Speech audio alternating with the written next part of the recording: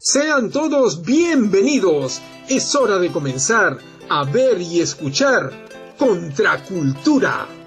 Un espacio para aprender, un espacio para descubrir y difundir cultura de calidad. Contracultura. Buenas noches a todos los contraculturales de Huancavelica y el mundo. Continuando con el segundo ciclo de conversatorios por el bicentenario de la independencia del Perú, esta noche tengo el agrado de conversar nuevamente con el profesor e historiador Jorge Arroyo González, y con él vamos a hablar de dos temas interesantes: Perú versus España en la emancipación, y también vamos a conocer sobre la vida, muchos datos interesantes también sobre la figura de Ribagüero. Así que le damos la más cordial bienvenida a Jorge Arroyo. Muy buenas noches, maestro.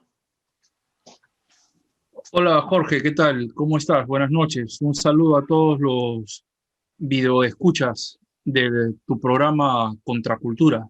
Gracias, maestro. Antes de continuar, es menester agradecer el apoyo inmenso de la Asociación Nueva Acrópolis Huancavelica para la difusión de este programa en Facebook Live y Zoom. Asimismo, agradecer a Radio Estudio 1 por permitir que este programa se transmita en vivo en sus plataformas digitales. También, de igual manera, recordar que estas actividades de corte académico se realizan debido al impulso del Comité Patriótico Bicentenario de la Independencia del Perú, Huancavelica, al programa Contracultura ABH y la Asociación Cultural ABH.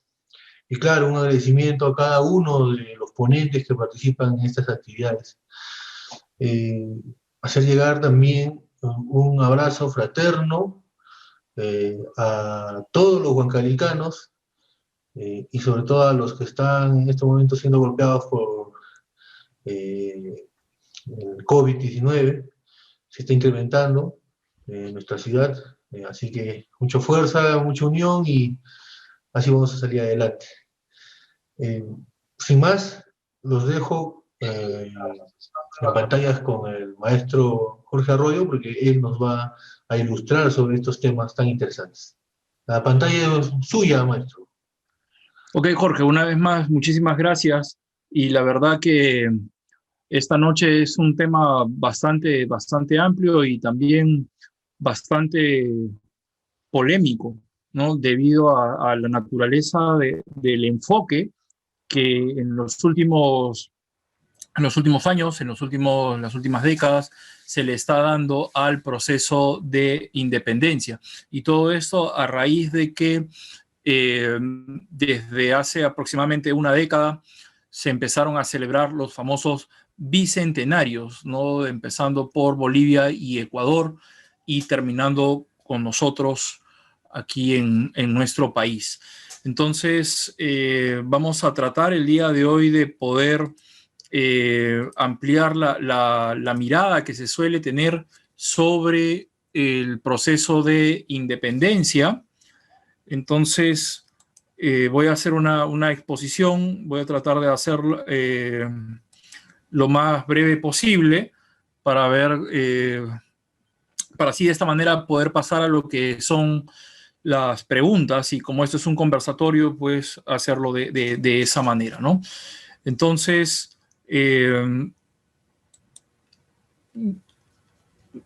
tenemos esta primera diapositiva. Ahí está, ¿no?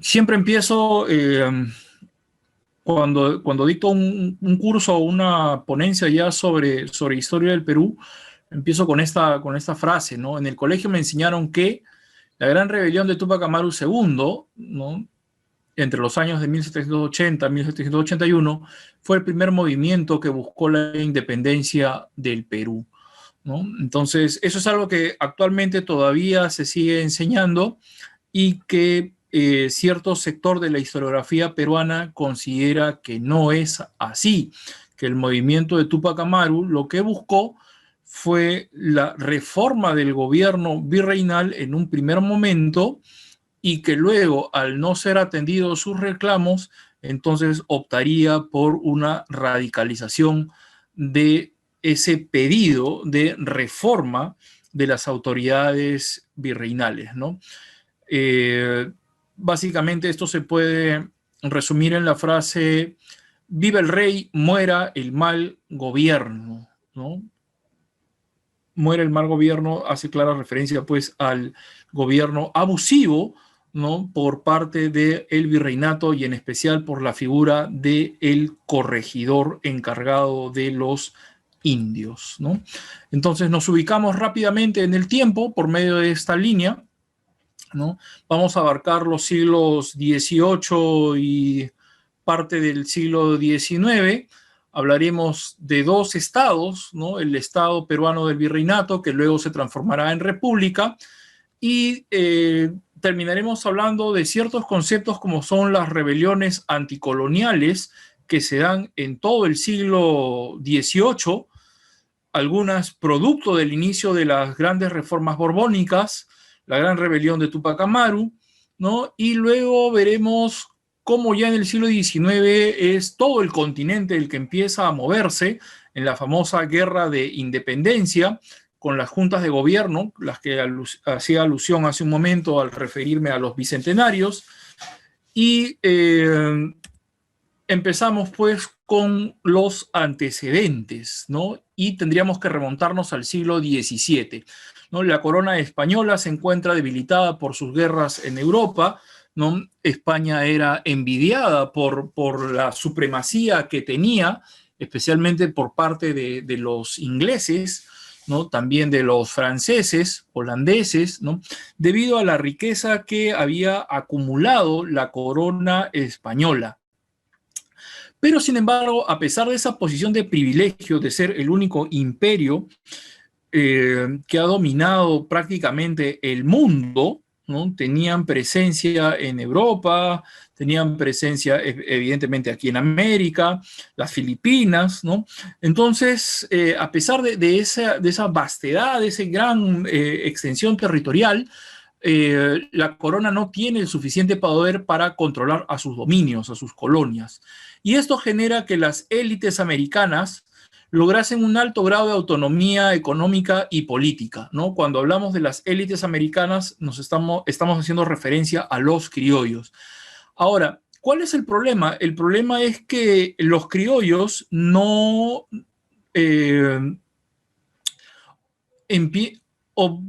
diciéndolo en términos quizás un poquito más claros, ya no quieren el control de la corona sobre ellos, y por lo tanto empiezan a reinvertir su riqueza en América, ¿no? Ya no ven con buenos ojos que la riqueza americana tenga que irse pues a la metrópoli. Entonces, el resultado es que la mayor parte de esas riquezas ya no van a España, sino que se van a quedar en América para empezar a financiar su propio desarrollo, ¿no?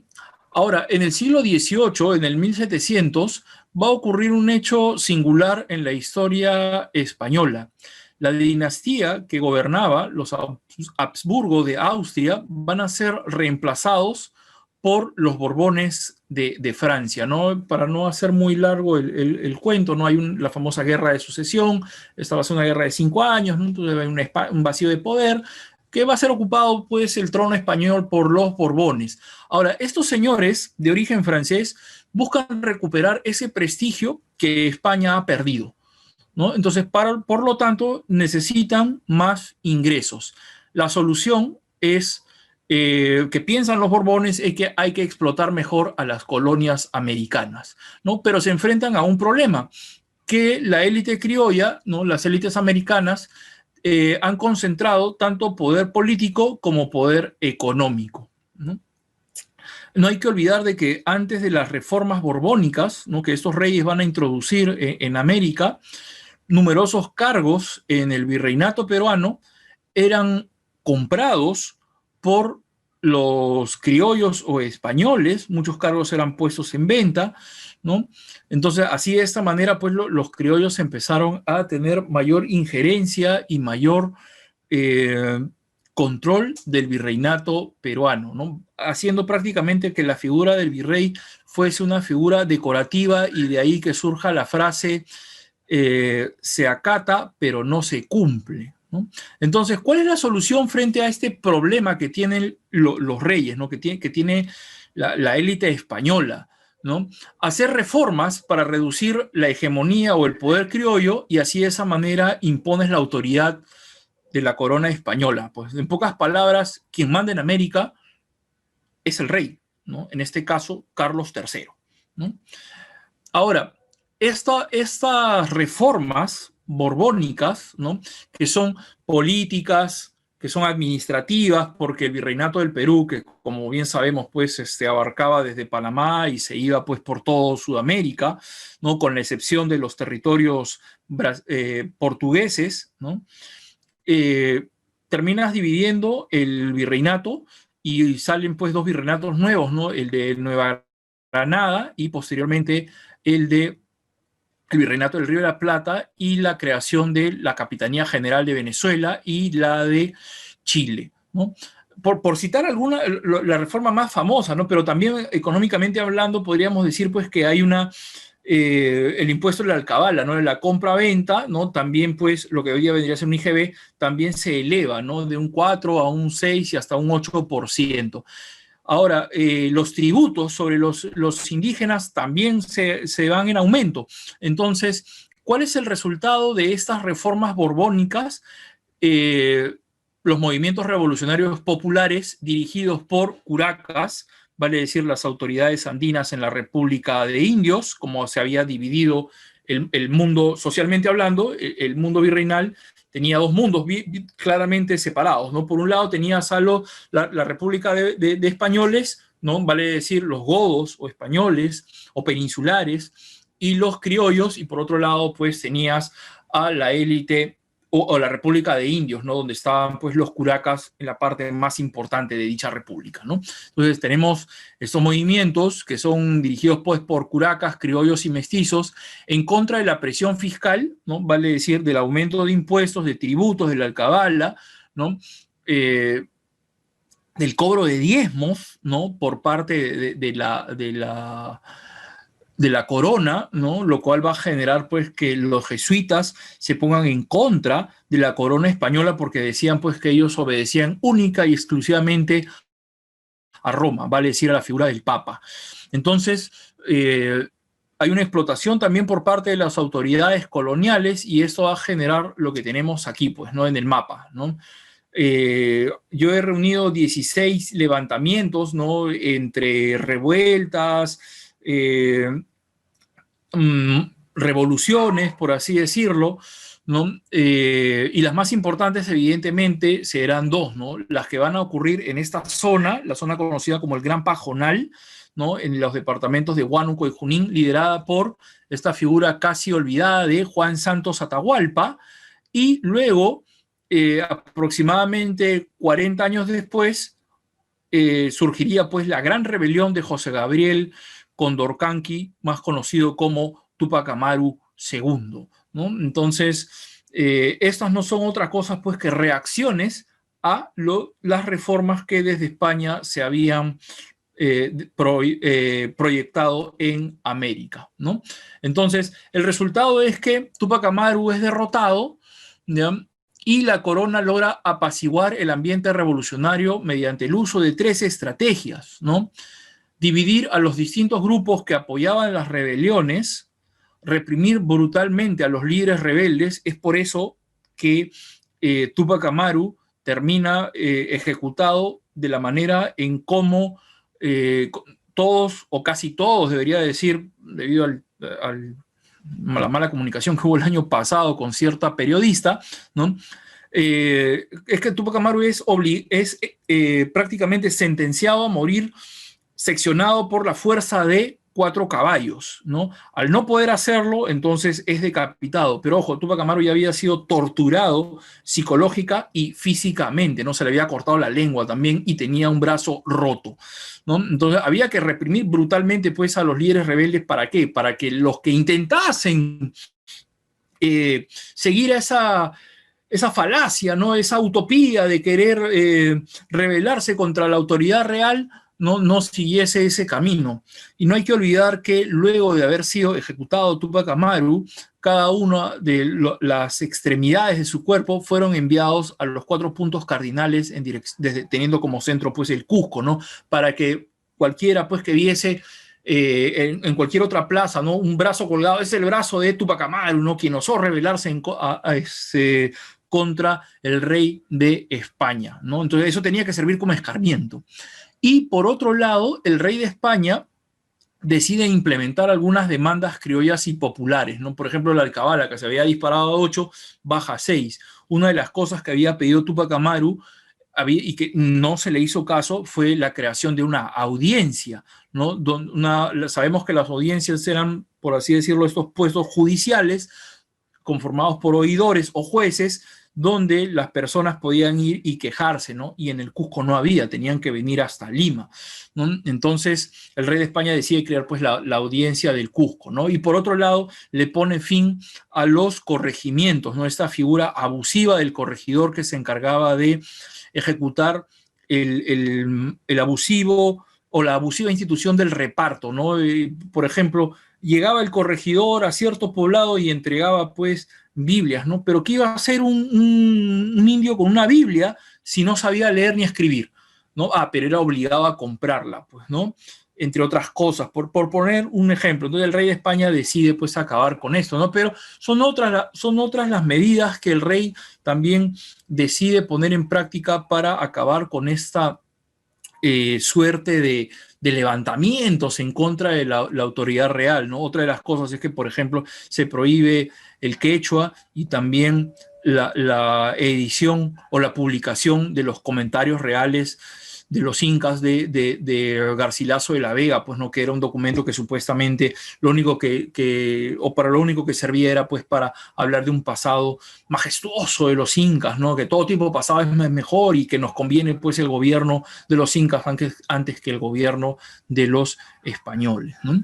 Bien, entonces eso es lo que ocurre hasta finales del siglo XVIII, hasta finales del 1700. Podríamos decir de que el territorio virreinal está pacificado, ¿no? Que América está pacificada, ¿no? Pero sin embargo algo empieza a ocurrir fuera de nuestro continente, concretamente en Francia, en Inglaterra, ¿no? Se empieza a desarrollar esta ideología de la Ilustración, ¿no? Que es una ideología que domina el siglo XVIII, que favorecía la libertad de pensamiento y la crítica de la tradición, ¿no? Ahora, esa Ilustración, junto con la independencia de los Estados Unidos en 1776, que pone de ejemplo el sistema republicano, ¿no? Vale decir, ¿cuál es el sistema republicano? El de la división de poderes, ¿no? Y por otro lado preserva el orden social tradicional, ¿no? Porque no hay que olvidar de que en los Estados Unidos la esclavitud todavía continuó vigente hasta casi un siglo después, ¿no? Hasta la Guerra de Secesión en 1865, cuando Abraham Lincoln pues abole la esclavitud, ¿no? Y recién tendrían hasta los años 50 del siglo XX la población negra tendría pues sus derechos, ¿no? Derechos políticos me refiero. Bien, y el otro factor que va a influenciar fuertemente en la independencia americana es la Revolución Francesa, pues no qué duda cabe, ¿no? Ahora, las élites criollas veían a la Revolución Francesa de manera un tanto ambigua, ¿no? Porque sí, los ideales de libertad, claro, perfecto, pero el ideal de igualdad, ahí sí no, debido a que los criollos pues no se veían como iguales frente a los indígenas o a la llamada República de Indios, pues, ¿no? Entonces, en el Perú vamos a tener un grupo de ilustrados, ¿no? Durante este periodo de cierta estabilidad, donde hay cierta pacificación a raíz de la derrota de Túpac Amaru hasta aproximadamente 1809, ¿no? Entonces, en Perú también tenemos el pensamiento ilustrado, principalmente este se desarrolla en los centros de instrucción, el Real Convictorio de San Carlos, la Universidad de San Marcos aquí en Lima, ¿no? Entonces, el resultado es que nuestros ilustrados empiezan a reflexionar y son ellos los padres, deberíamos considerarlos como los padres fundadores de la patria. ¿Por qué razón? Porque ellos son los que conciben la patria, son ellos los que imaginan la patria, ¿no? Entonces, ¿cómo la imaginan? Bueno, hay dos vertientes, ¿no? Los reformistas, los que dicen que hay que reformar el gobierno, ¿no? Como José Baquisno y Carrillo, Hipólito Unanue, pero no es necesaria la independencia. Y por otro lado están los separatistas, ¿no?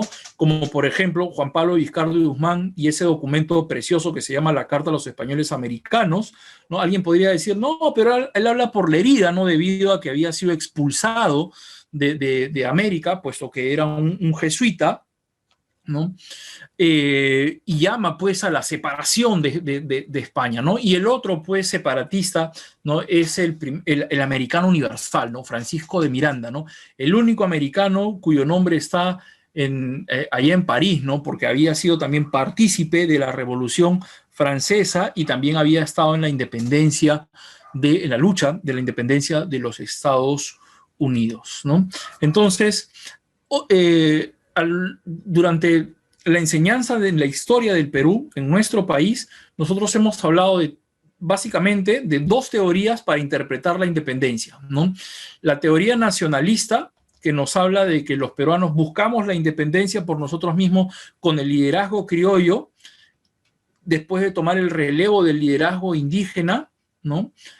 Y la otra teoría, quizás la más vigente, ¿no? Es la teoría de la independencia concedida que surge a raíz del sesquicentenario de nuestra independencia, ¿no? Esta teoría de Heraclio Bonilla y Karen Spalding, quienes dicen pues de que la independencia en el Perú no fue buscada, sino fue concedida por tropas extranjeras, ¿no? Vale decir, en un primer momento por San Martín y luego por Bolívar. Y finalmente, la tercera teoría es la de la independencia como una guerra civil, ¿no? ¿Por qué razón? Porque sabemos, pues, basta poner un ejemplo, ¿no? El 9 de diciembre de 1824, en el bando patriota está Ramón Castilla, ¿no? Y en el bando realista está su hermano Lisandro, ¿no? Ahí tenemos pues, una clara muestra de lo que es esta guerra civil, ¿no? Hermano contra hermano. ¿No? Pero esto va mucho más allá, es mucho más complejo que este ejemplo que estoy poniendo, porque en realidad de lo que se trata es de que España trataba de una manera u otra de unificar, gracias a la Constitución de Cádiz de 1812, de unificar ambas partes del imperio, ¿no? Los españoles americanos y los españoles peninsulares, ¿no? Entonces, lo que hay es esa lucha civil entre ambas facciones, ¿no? Ahora, para ya ir terminando, ¿no?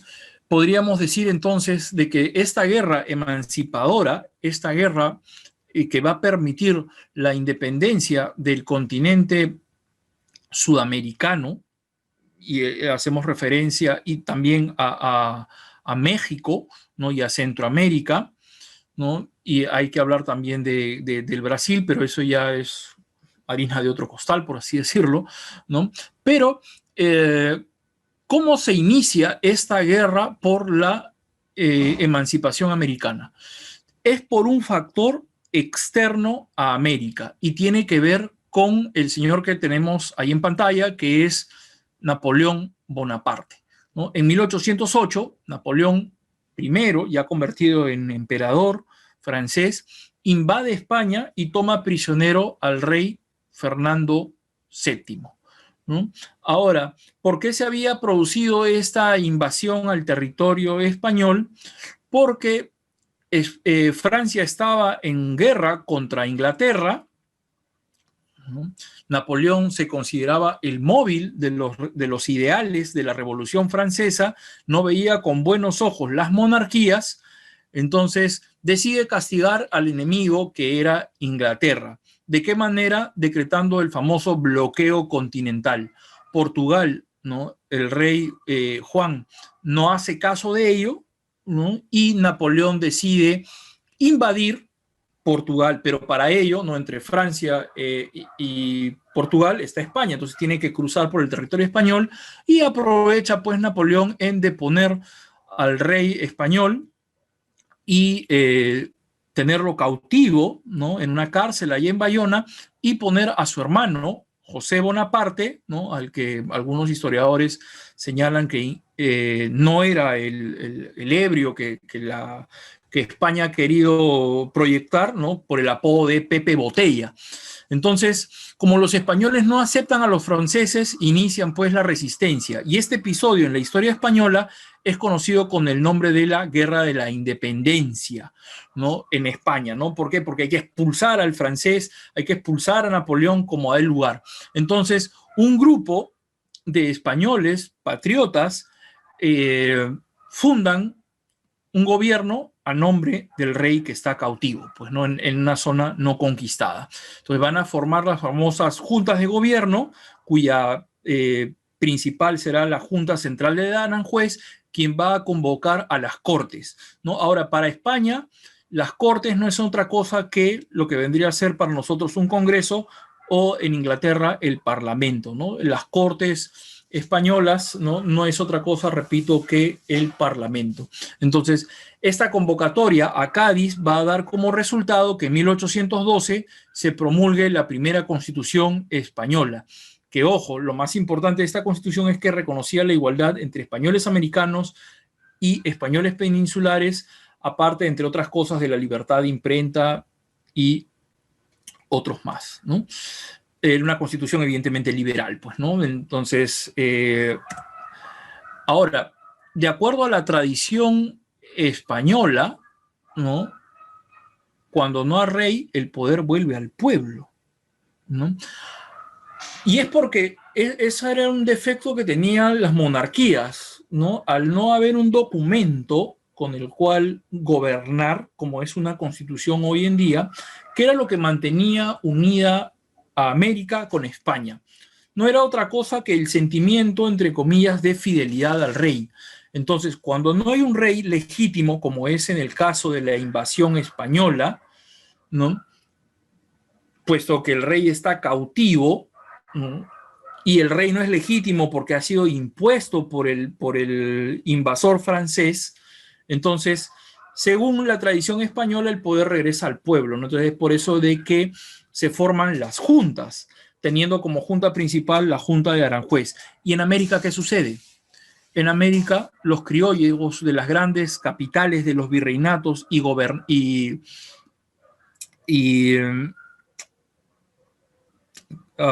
capitanías generales, ¿no?, se organizan para gobernar en ausencia del rey.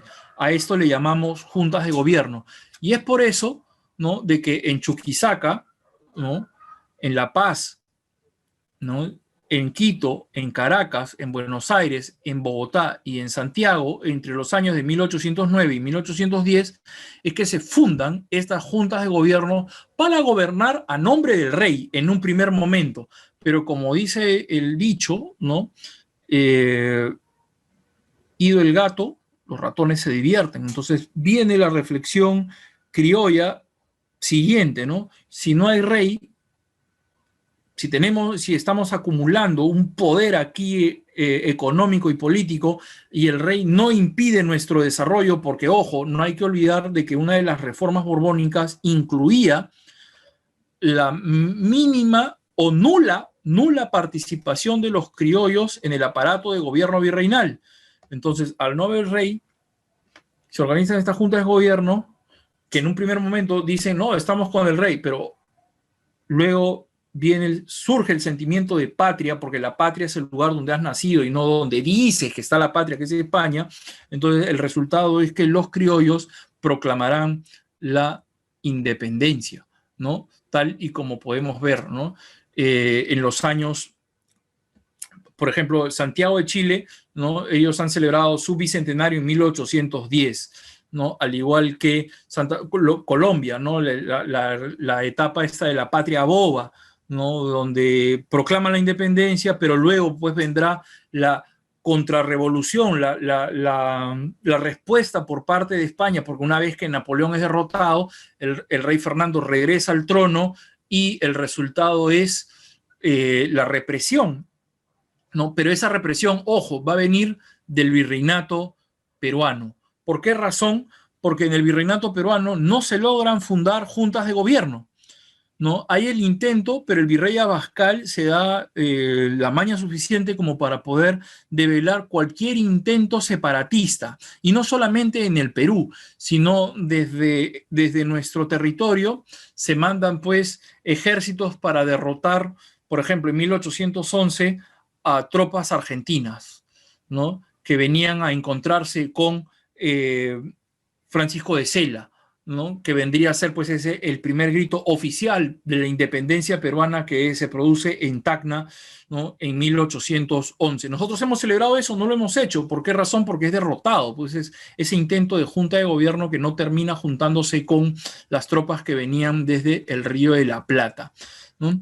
Entonces, por eso es que surge esa pregunta, ¿no? ¿Cuándo se debería celebrar el bicentenario en el Perú? 1811 con Francisco de Sela, 1821 con la proclamación de la independencia de Lima, que no es otra cosa que un simbolismo, el 29 de diciembre de 1820 con la proclamación de Trujillo, o el 9 de diciembre de 1824 con la victoria de Ayacucho sobre el ejército español, ¿no? Entonces, como les comentaba hace un momento, en los territorios peruanos, gracias a la figura del virrey Abascal, que establece una alianza con la élite criolla, consigue dinero y apoyo militar contra estos movimientos independientes, ¿no? Por eso es que el Perú se convierte en el centro de la contrarrevolución continental, de donde van a salir pues esos ejércitos que van a combatir y derrotar a las juntas de gobierno fuera de nuestro territorio, como es en la de Santiago, como la es en la de Chuquisaca, como es en la de Quito, ¿no? Entonces, esa es una de las razones por las cuales San Martín y Bolívar le ponen el ojo al Perú.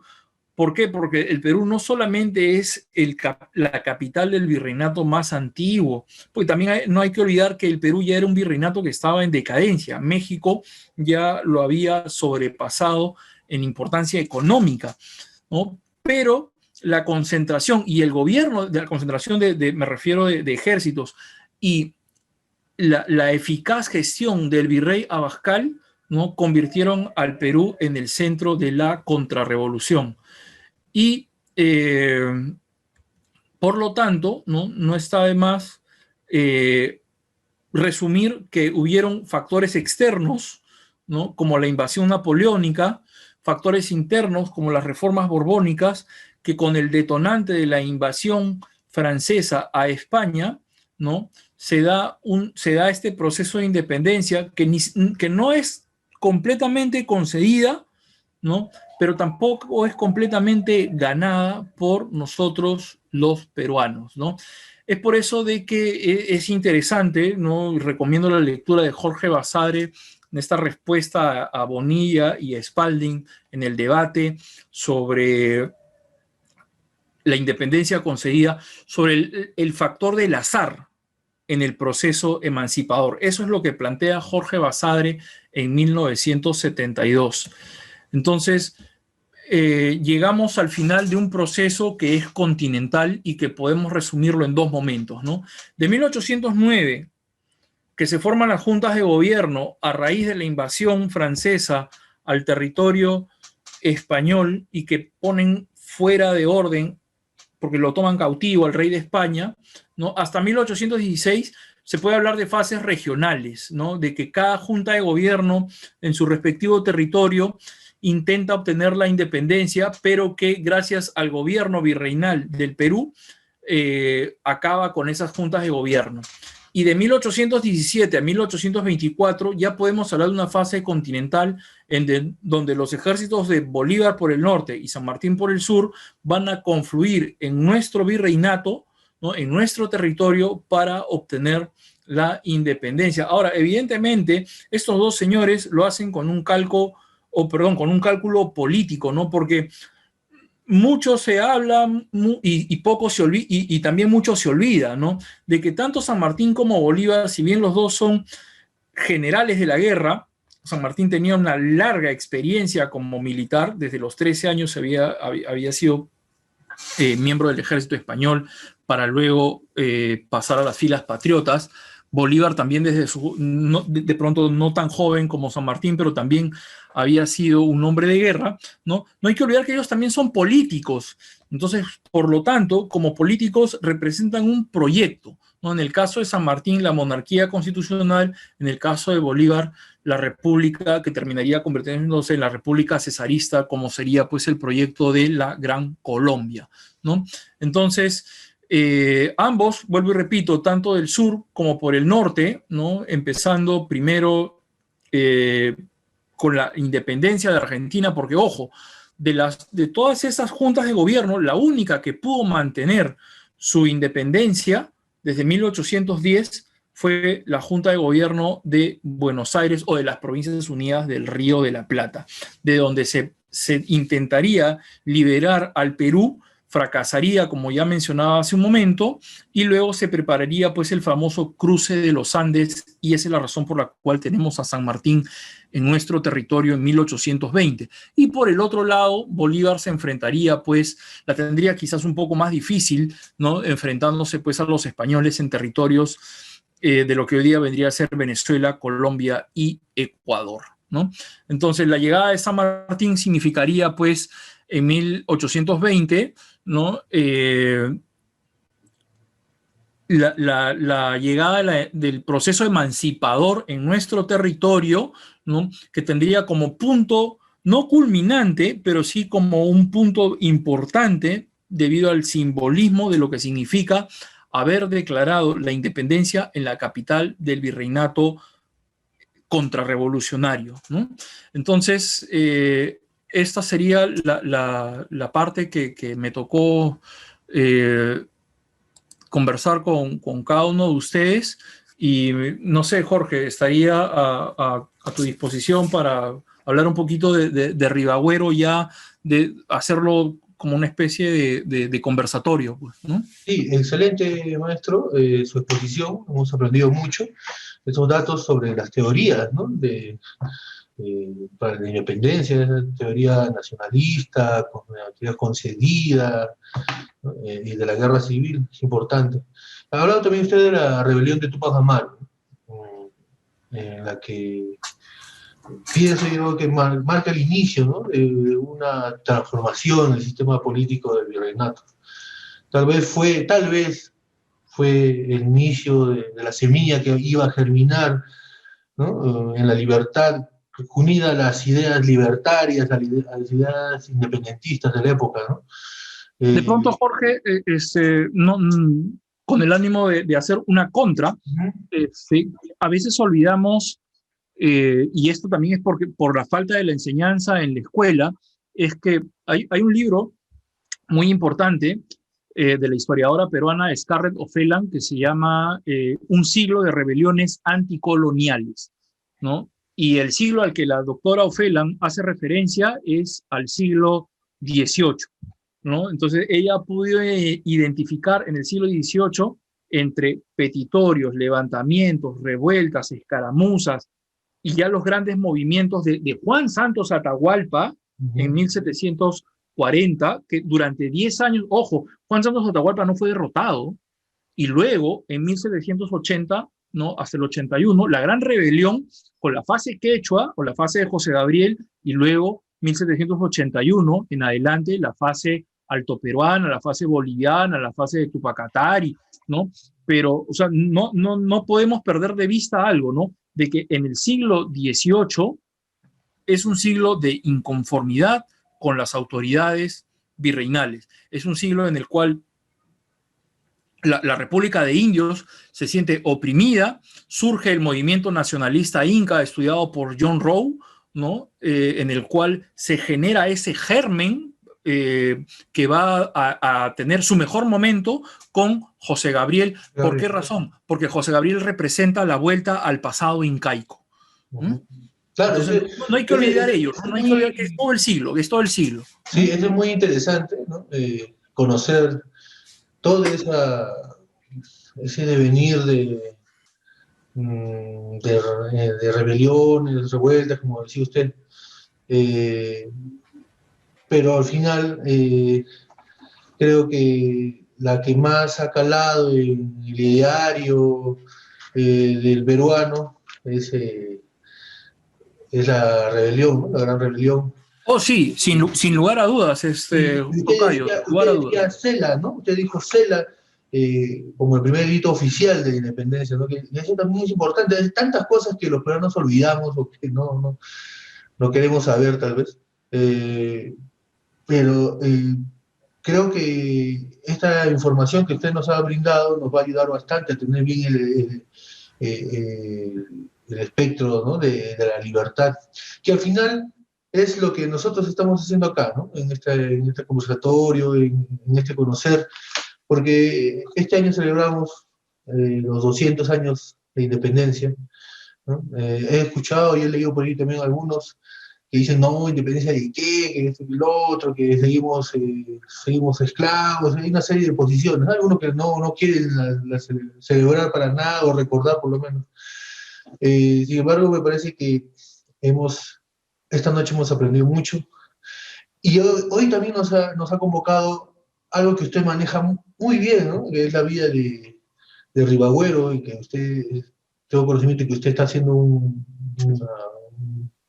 está haciendo todo un trabajo de investigación sobre él y quisiera de que también nos ilustre sobre este personaje, quién fue Ribagüero, por qué es importante conocer sobre esta persona, ¿no? Y por qué sería importante para nosotros conocerlo ahora. Bueno, Quisiera por favor que usted nos ilustre. gracias, Jorge. Bueno, sobre Ribagüero, antes de entrar a este personaje tan polémico, porque en la historia del Perú nos sobran personajes polémicos, ¿no? Eh, Personajes que en un momento tienen el favor el visto bueno, por así decirlo, y luego terminan quemados, ¿no? Yo quisiera decir algo más en cuanto al siglo XVIII, ¿no? Y la rebelión de Túpac Amaru. Algo bastante breve, ¿no? Son las reformas borbónicas, ¿no? Las que terminan desencadenando, ¿no? Que los movimientos contra el gobierno virreinal sean cada vez más radicales hasta llegar pues a la gran rebelión, ¿no? Que su importancia radica en ello, ¿no? Es un levantamiento que une no solamente a los indios, sino también a los negros esclavos, a criollos, ¿no? Mestizos, ¿no? Una cosa es que luego la rebelión se radicaliza y ya no quiere pues saber nada con los blancos, ¿no? Pero por eso es que Charles Walker ve en este movimiento, ¿no? Una especie de proto-nacionalismo, ¿no? O la formación de la nacionalidad peruana.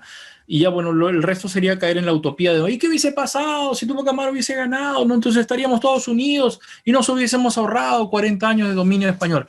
Bueno, pero eso es la utopía, ¿no? Eso es lo que no, la historia que nos podría gustar que fuese así, pero la historia no es eso, pues no, la historia es lo que es. Entonces, ahora, yendo al punto de Ribagüero, ¿por qué es importante tenerlo en cuenta? Porque él debería ser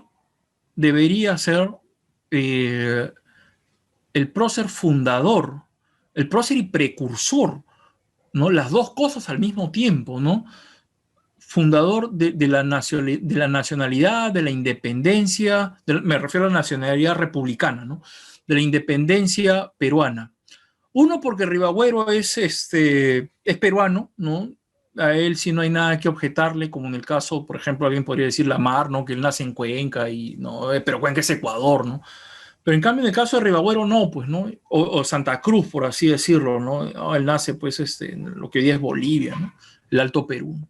Pero en el caso de Ribagüero, no, pues, ¿no? Él es peruano, ¿no? Ahora, Ribagüero es alguien que desde su juventud se la juega por la independencia, es un separatista, ¿no? A todo dar. Él no cree en las reformas del gobierno, no, él cree que hay que reformar hay que separarnos de la corona.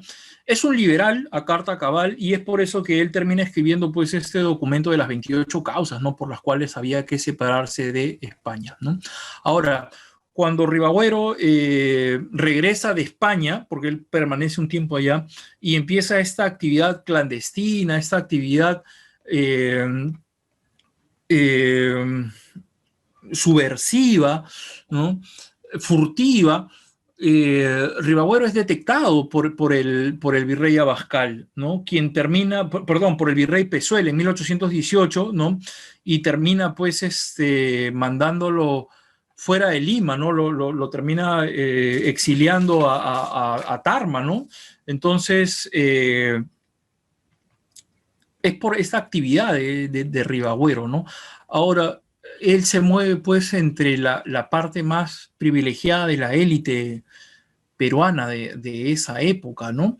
Y es por eso que cuando San Martín pone un pie aquí en el Perú, San Martín no es alguien, y eso es otra cosa que también se olvida y no se enseña en la escuela, ¿no? Se dice que San Martín llega aquí al Perú y como que no hay, oye, llega, pero o sea, ¿qué hace llegando con una expedición? Así hayan traído 10.000 hombres, pero ¿qué haces llegando con 10.000 hombres si no tienes puntos de contacto, ¿no? Que estén a favor de la emancipación en el Perú? Entonces, uno de esos puntos de contacto y un estrecho colaborador de San Martín será pues Ribagüero, ¿no? Ahora, hasta el momento en que San Martín se va, Ribagüero es un patriota, ¿no?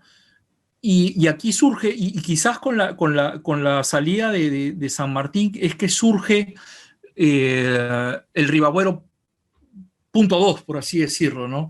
Que es el que no tolera que la Junta de Gobierno, que reemplaza el gobierno del protectorado de San Martín, vale decir el Ejecutivo, ¿no? Porque ya hay un Congreso, ¿no?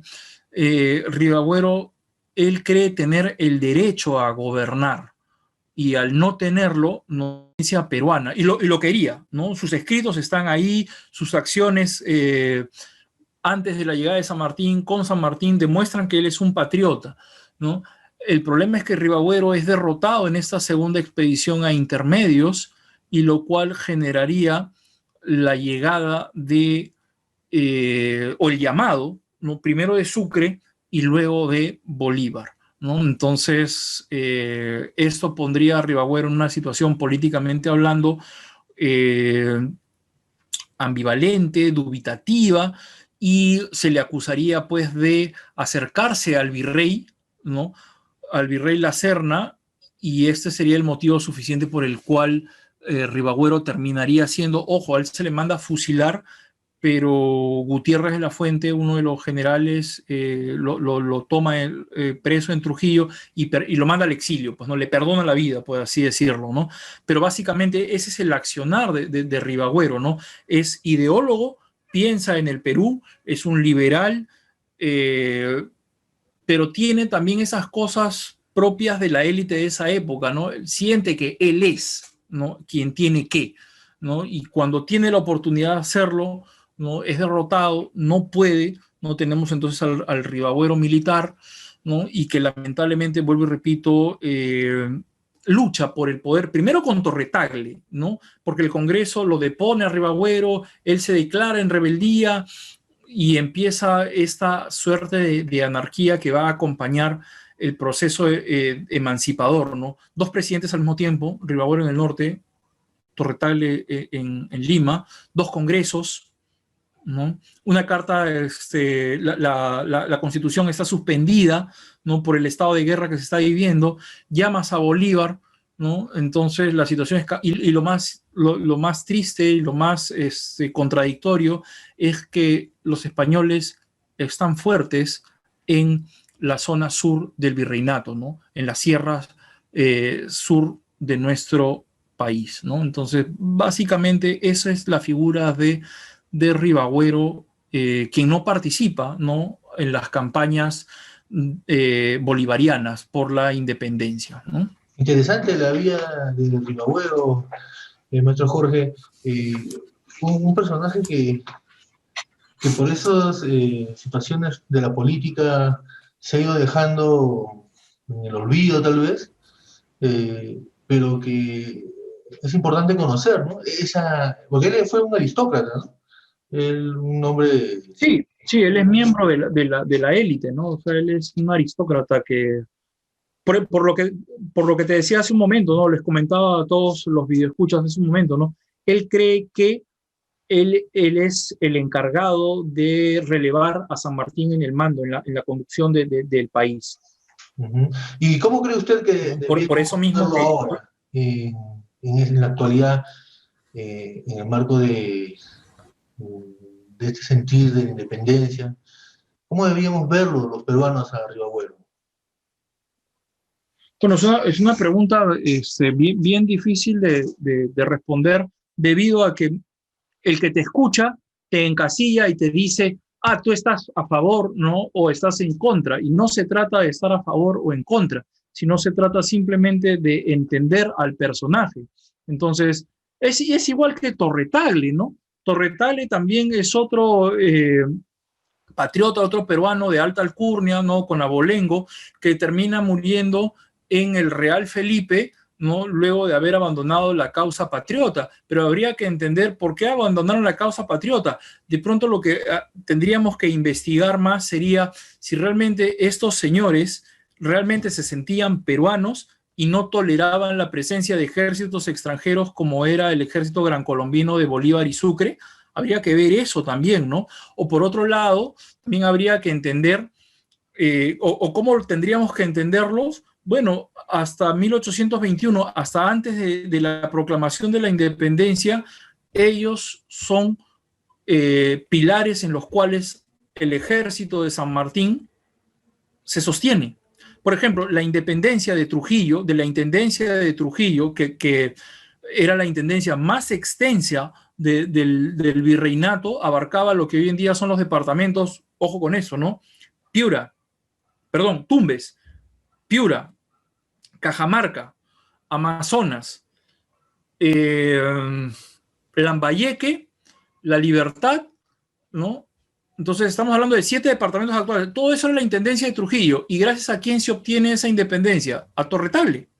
Él es el que proclama la independencia. Y ojo, la guerra se termina en la Sierra Central, Junín, ¿no? Y luego en Ayacucho, lo cual da una clara muestra de que la parte norte del país se mantuvo independiente desde que Torre-Tagle proclama la independencia el 29 de diciembre de 1820, ¿no?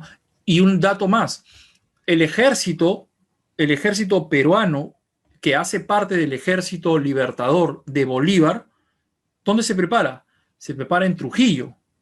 ¿Quién lo prepara? Es el mariscal Lamar, o el general en ese momento, el general Lamar, ¿no? El jefe de ese ejército es el general José Lamar, ¿no? Quien en Trujillo, y con los recursos, vale decir, recursos militares, pertrechos, recursos monetarios, no sé, cuero para los caballos, forraje, lo que se vaya a necesitar para el uniforme, todo eso sale de la rica intendencia de Trujillo, que vuelvo y repito, obtuvo su independencia de la mano de un patriota, de Torre-Tagle. Entonces, el problema con estos dos personajes que son muy similares, pero en el caso de Torre-Tagle de pronto es más grave porque él se va a refugiar al castillo de Real Felipe, ¿no? Rivagüero regresó al Perú, fue parte importante de la política peruana en la década del 30 e incluso logró ser parte del gobierno de lo que vendría a ser en la Confederación Perú-Boliviana del Estado norperuano. Ya Rivagüero está ahí presente, ¿no? Entonces, el problema con estos señores es lo que hicieron después, ¿no? Pero después de haberse producido la salida de San Martín. Quizás eran partidarios de la monarquía constitucional, quizás veían con malos ojos a los ejércitos de Bolívar, lo veían mal a Bolívar, supieron darse cuenta de los intereses que tenía Bolívar sobre el Perú, ¿no? Entonces, en resumidas cuentas, ¿qué es lo que tenemos de estos dos señores que hasta el momento de su caída son patriotas y que trabajan por la causa de la independencia, ¿no? Y que sin estos personajes el relativo éxito que tuvo San Martín en la primera parte de su plan de liberar al Perú, ¿no?, que tuvo éxito, se lo debe a estos dos señores. Bien, interesante, maestro. Hemos conocido estos dos aspectos del proceso de independencia de nuestro país. Antes de dar por culminado esta actividad, yo sé que usted también es un estudioso de la reunión que se llevó a cabo entre los dos libertadores, ¿no?, entre San Martín y Bolívar, y quería aprovechar solo unos minutitos que nos dé su concepto sobre la entrevista de Guayaquil, y que estoy seguro que vamos a tener que hacer un programa especial para hablar sobre la entrevista de Guayaquil, pero nos dé un adelanto, ¿no? ¿Cómo ve usted, según su punto de vista, esta entrevista de Guayaquil? ¿Fue positiva? ¿Dio frutos realmente para nuestro país? ¿Cómo es que se dio esta entrevista? La respuesta es un rotundo no, y la razón es bastante obvia, ¿no? Para empezar, perdimos el puerto de Guayaquil. No esa bienvenida que le da Bolívar a San Martín, ¿no? Bienvenido a tierras gran colombinas, le dicen, ¿no? Cuando Guayaquil en octubre de 1820 había proclamado su propia independencia, ¿no? Entonces, eso es punto uno, ¿no? La pérdida del puerto de Guayaquil. Y punto dos, Bolívar, pues, no está total y completamente dispuesto a apoyar a San Martín, a devolver el favor, porque cuando Sucre pide hombres para terminar de derrotar a los españoles en lo que hoy día es Ecuador, en la famosa batalla de Pichincha, San Martín manda hombres, ¿no?, al mando del teniente coronel Andrés de Santa Cruz, quienes en Piura logran preparar todo lo necesario para ir a luchar primero a Riobamba y después a Pichincha. Y ahí otra vez se vuelve a ver la importancia que tiene la intendencia de Trujillo, ¿no? Si esta no se hubiese mantenido independiente, entonces Santa Cruz no hubiese podido llegar, pues, a Piura y acantonarse ahí, ¿no? Pero yendo a tu respuesta, Jorge, o a tu pregunta, lo siguiente, ¿no? La historiografía peruana pasa muy, muy, muy por encima la entrevista de Guayaquil. No es relevante en nuestra historia, no tenemos una posición clara frente a ella, a diferencia de lo que sí hay en Argentina, donde en Argentina, pues, San Martín es el santo de la espada, ¿no?, como se le conoce. Prácticamente para la historiografía argentina, San Martín cede ante las pretensiones o ambiciones de Bolívar, ¿no? Y por otro lado tenemos la historiografía bolivariana entre Venezuela y Colombia, y en menor medida en Ecuador, ¿no? Pero estos tres países ven, pues, la entrevista como algo favorable a sus intereses, ¿no? En el caso peruano no es así, pero es una entrevista importantísima porque decide la suerte de América, al menos en la parte política, ¿no? No hay que olvidar lo que hace un momento comentaba, ¿no?, que los dos no solamente son hombres de la guerra, sino también son políticos. Entonces la entrevista es una entrevista política para ver cuál es el sistema de gobierno que se va a terminar de imponer sobre nuestro país, o la república, ¿no?, por el lado bolivariano, o la monarquía constitucional por el lado sanmartiniano, ¿no? Quizás eso es lo más relevante de esa conversación, aparte de el hecho de cómo terminábamos la guerra, ¿no? Qué interesante, maestro. Tenemos, pues, para hablar mucho, para conocer mucho. Agradecemos realmente por el tiempo que nos brinda. Y bien, estamos seguros de que la entrevista de Guayaquil también va a ser, pues, un programa especial para hablar sobre ese importante hecho. Una vez más le agradezco, y en el marco de este ciclo de conversatorios por el Bicentenario de la Independencia del Perú, y que está promovido por el Comité Patriótico del Bicentenario de la Independencia del Perú en Huancavelica, lo comprometemos a una nueva actividad para conocer más sobre la historia del Perú, y lo invito a que se despida de los amigos contraculturales, de los huancavelicanos, de los peruanos que lo han escuchado atentamente.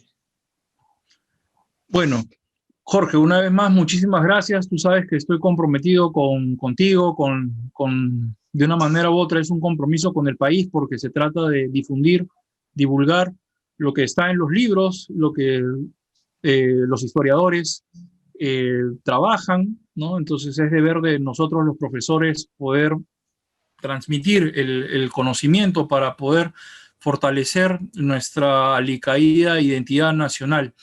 Y un saludo muy especial a todos los amigos contraculturales, tanto en Huancavelica como en el resto del Perú, y a cualquiera que nos pueda estar escuchando a través de este medio de comunicación. E invitarlos a un curso que vamos a iniciar la próxima semana, ¿no? Un curso de actualización de Historia del Perú, ¿no? El curso se llama así, Historia del Perú, una mirada crítica. Está dirigido especialmente para profesores, para profesoras, ¿no? Para que puedan actualizar sus saberes, puedan criticarlos, pero también está para estudiantes y público en general, ¿no? Entonces, mayor información en tu página de Contracultura, en la del Museo José Carlos Mariatti, quienes los que organizan esta actividad, y también en la página Historia del Perú, una mirada crítica del Facebook, ¿no? Entonces, de mi parte, una cordial bienvenida a los que deseen conocer un poquito más acerca de la historia de nuestro país, y nos veremos en una próxima oportunidad. Excelente, maestro. Hay que asistir a ese gran evento. Hasta luego, cuídense mucho. Buenas noches, Jorge. Hasta luego. Saludos a todos los videoescuchas. Saludos.